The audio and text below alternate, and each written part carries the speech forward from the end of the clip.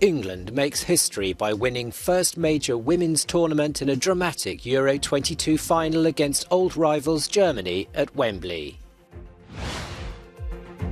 Ukrainian emergency services battle fires following sustained Russian rocket strikes in the Black Sea port city of Mykolaiv. And mountain guides limit scheduled climbs of Mont Blanc, the highest point in the Alps, as France enters its third heat wave of the summer.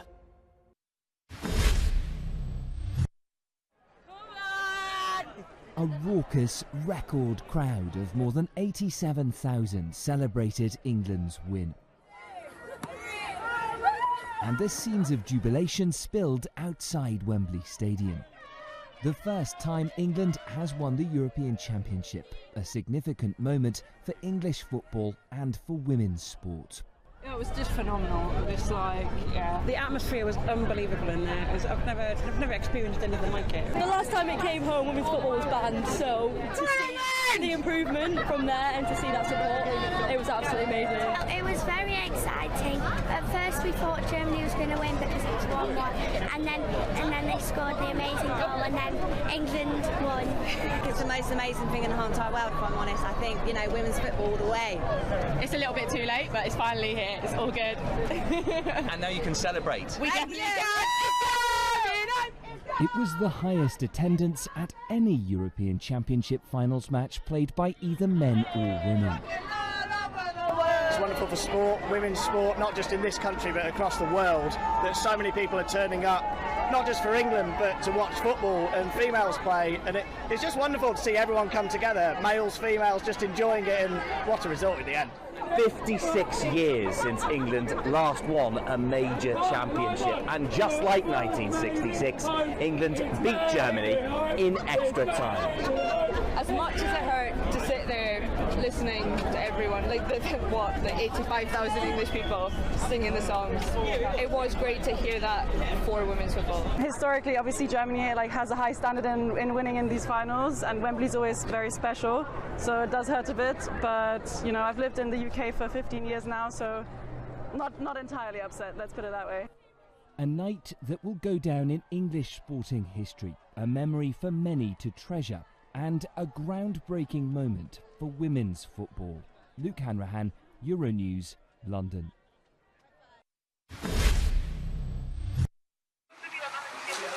Ukrainian emergency services battle fires following sustained Russian rocket strikes in the Black Sea port city of Mykolaiv. Footage released by the Ukrainian authorities are said to show one of the several buildings destroyed in the attack. A leading Ukrainian agricultural magnate and his wife died when their house was hit. The Russian strike took the lives of Alexei Vadotursky and his wife Raisa, the founder of one of the largest Ukrainian agricultural companies, Nibelon, and a hero of Ukraine. My sincere condolences to their relatives and friends. People like them, companies, and our Ukrainian South guarantee the world's food security.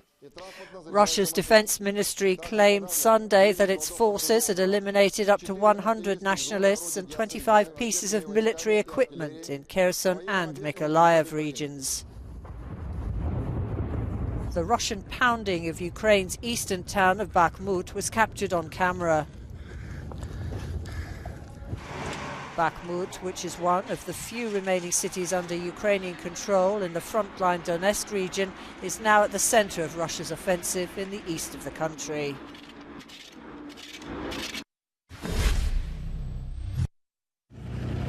The Donetsk region in eastern Ukraine, scene of fierce clashes with the Russian army. Now the Ukraine government is urging all civilians to leave the area, saying Russia is weaponizing terror. There's already a governmental decision about obligatory evacuation from Donetsk region. Everything's being organised. Full support, full assistance, both logistical and payments. We only need a decision from the people who have not yet made it for themselves. Please follow evacuation. We'll help you. We're not Russia. We'll do everything possible to save the maximum number of human lives and to maximally limit Russian terror. Satellite images show Olenivka, where dozens of Ukrainian POWs died. Russia blames Ukraine, a claim it fiercely denies. The interim commander of Ukraine's Azov regiment, whose fighters died there, claimed it was an act of public execution by Russia. To the northeast, in the Saltivka neighborhood of Kharkiv, Ukrainian citizens shelter in the rubble. They've been under rocket attack for months. Bombed out of their homes, they huddle in a school basement, hoping for an end to the fighting.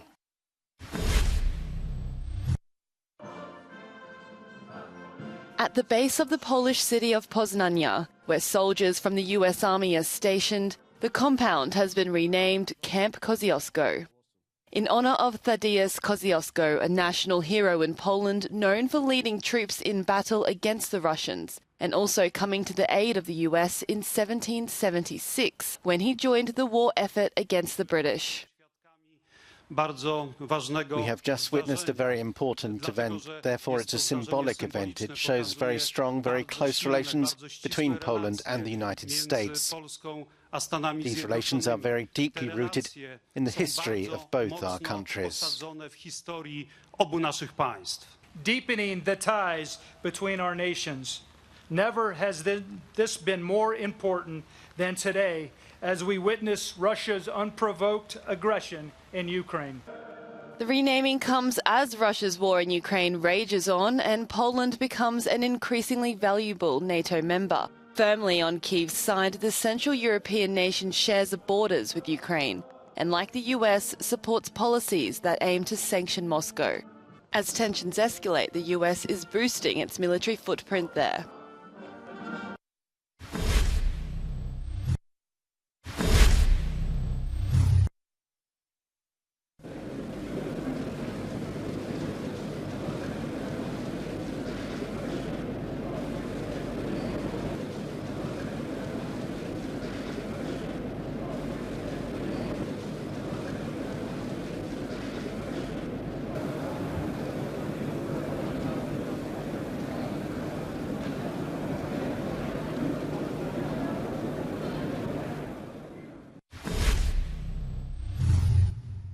US House of Representatives Speaker Nancy Pelosi has begun a tour of Asia that will notably miss out the controversial country of Taiwan. Pelosi is leading a congressional delegation to the Indo-Pacific region, with visits to Singapore, Malaysia, South Korea and Japan. The Democrat will not enter the self-ruled island of Taiwan, where China exercises considerable influence. Iraq's powerful Shia leader Muqtada al-Sadr is calling for other factions to support a protest that has seen thousands of his followers occupy parliament in Baghdad. On Sunday, the demonstrators calling for a new government to be formed camped out in the building for a second day as volunteers distributed food and water.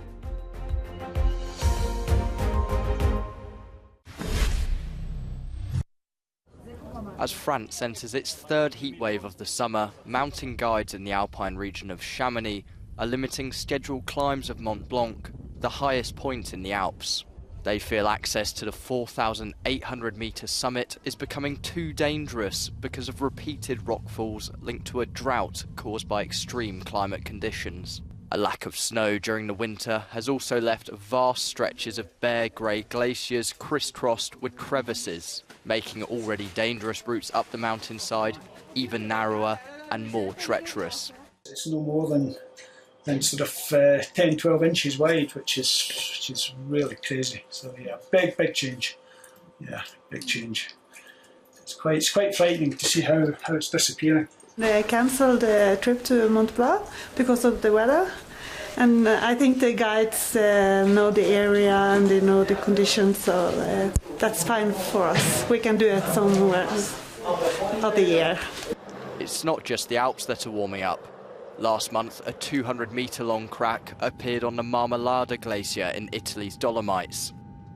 2 weeks earlier, a deadly avalanche of ice and debris there killed at least 11 people when a huge chunk of the glacier broke loose.